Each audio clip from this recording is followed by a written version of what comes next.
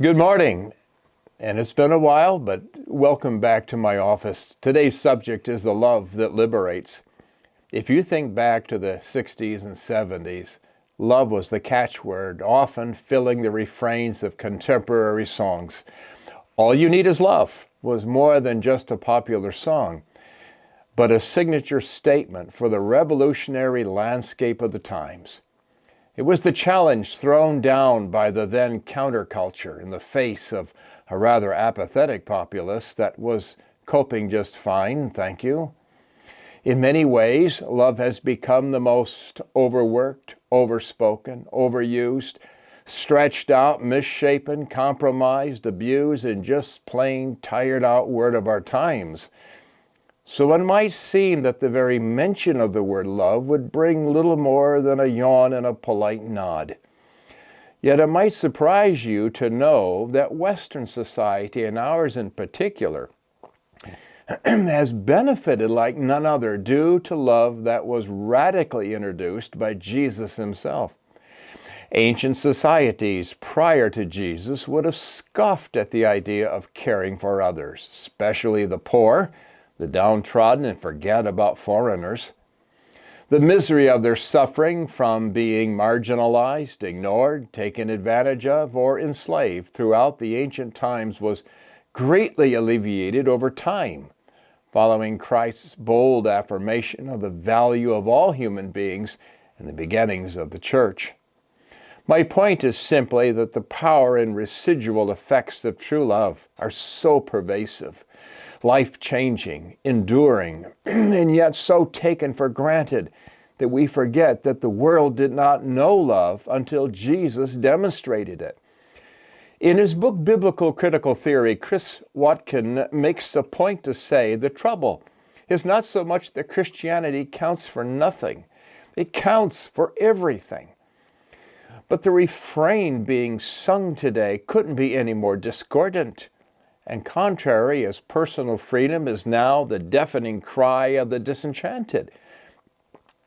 Its effects have been utterly corrosive, dismembering society and fragmenting it into what I would call the rise of everythingism. Without God to rein in common values for all, then one defaults to a desperate and angry pursuit of self-liberation from just about everything and everyone except from oneself, to which there is no respite. The fact is, the intense pursuit of being liberated cannot coexist to the one crucial need humans need most. This is because freedom is an ultimate pursuit, does not nor cannot embrace love, due to the logic that it must then refuse the loss of such freedoms incurred by the demands of love. So what just being free isn't cracked up to what it was meant to be? Jesus once weighed in on freedom when he said, "If the Son shall make you free, you shall be free indeed." It was God's love poured out through his Son on the cross that allowed him to extend his love to us. This was not a Christ. This sought to preserve or protect the boundaries of his own freedom, but one in which he divested himself from his own freedoms, ultimately his life for the sake of loving mankind. Through the infinite expense of God's love, true freedom from the slavery of sin and self was only then made possible. For us, that means that freedom is actually gained through the cost of loving others. Sin has always been the great destroyer, often masquerading as love, but one that is perverted towards self-gratification, being inseparable from the pursuit of personal freedom. It is one that actually destroys others, regardless of how well-intentioned. But God's love is distinct, and being a holy love seeks what is truly good for another. It builds up and does not tear down. It has an inexhaustible source whose benefits have lingered throughout time. It holds the power to create a society that is actually held together by this love, rather than one that is simply aligned merely under some common creed or a purpose. Augustine once said, "The city of God is held together by the love of God." And what he meant was a public love, demonstrated first by the church, where everyone's love is in unity and in the same direction for the same cause.